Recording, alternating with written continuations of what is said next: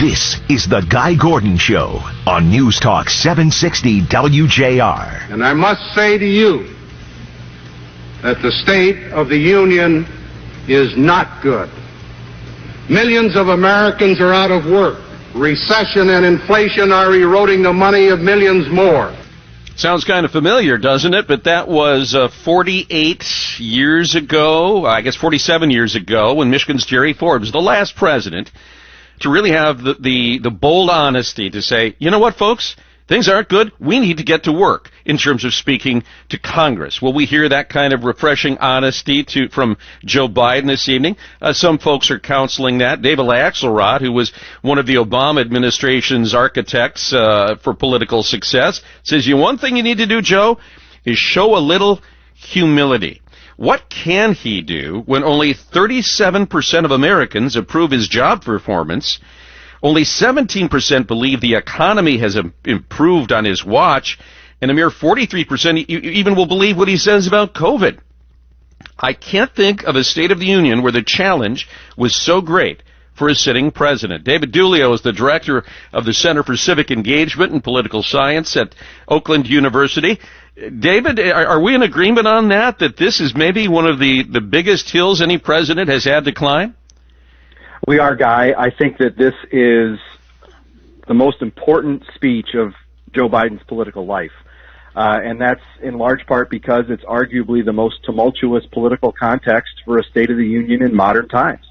He faces this context of deep polarization across the nation, the shrinking approval ratings that you mentioned, and a stalled domestic agenda. And you layer on there COVID, inflation, gas prices, as well as foreign policy, Russia's invasion of Ukraine, and you've got not one or two major problems to deal with, but just a litany of crises that are at the president's feet right now. Well, the most recent report coming from Kiev is that the Russian convoy, this 40-mile-long convoy, has stalled, but it does beg the question if any kind of a traditional State of the Union address has its place tonight. You could have a split screen of Putin, and I mean, who could blame him if he wanted to discredit Joe Biden by launching this attack on Kiev in the middle of his speech? How would he navigate that? I hope to God that doesn't happen, but how does he navigate that in being reflective on what is happening with democracy around the world and describing America's role in that? Well, I think you're right about the possibility of that, and it would be another sort of salvo in, I think, one of President Putin's goals, which is to cause chaos in the West, right?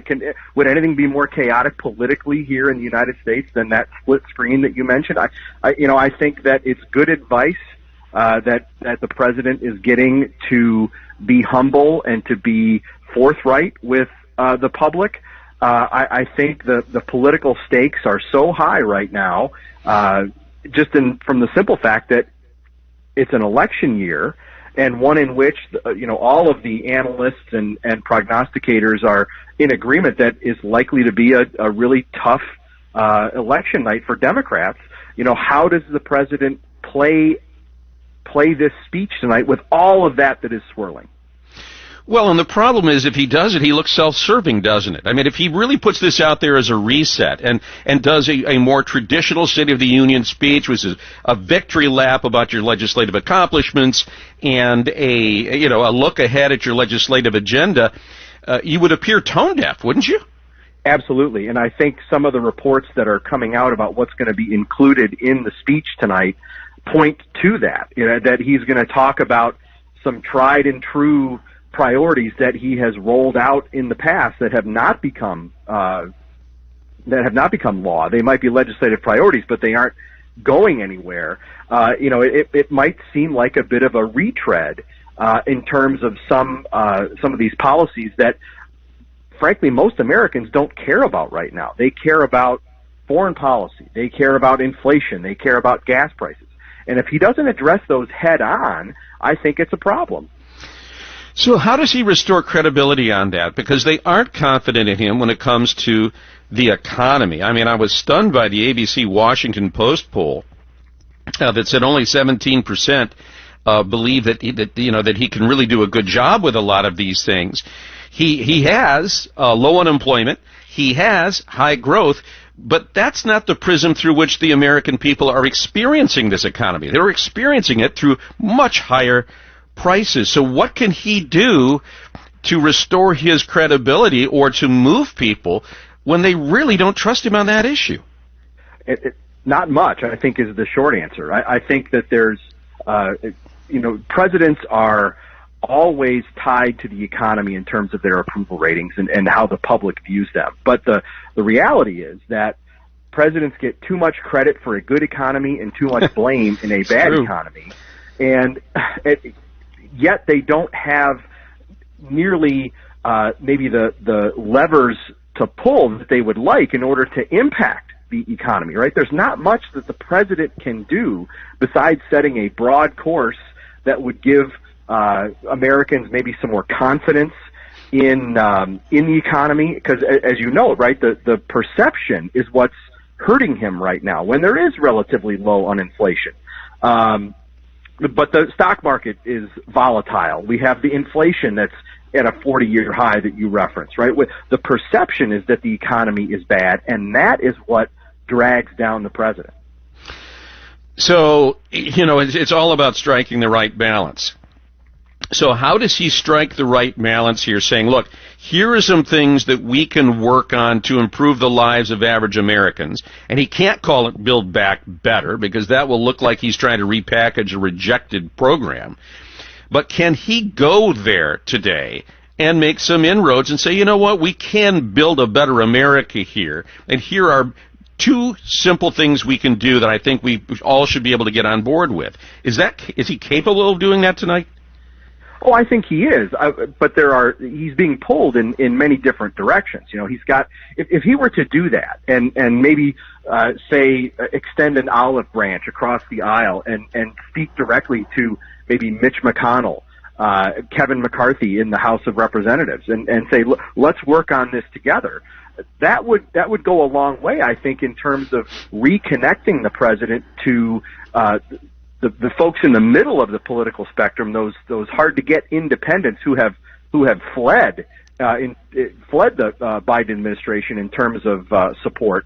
But the problem with that is the progressive left won't like that very much.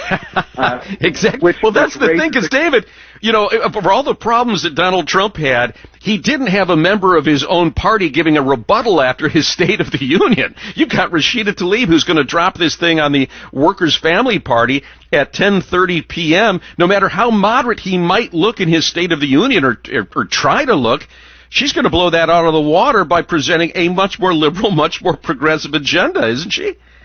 Well, no doubt about it. And I think that the reports of what Congresswoman Tlaib is likely to say tonight is less of a critique of the president and more of a complaint about the moderates in the Democratic Party. Folks like Joe Manchin and Kyrsten Sinema and some others who have made it tough on the Biden administration, which has been pulled to the left by folks like Congresswoman Tlaib, Congresswoman Cortez, et cetera, the members of the so-called squad, right, the progressive left. And that's a real tough position for the president to be in. He needs the middle, but he also needs the base.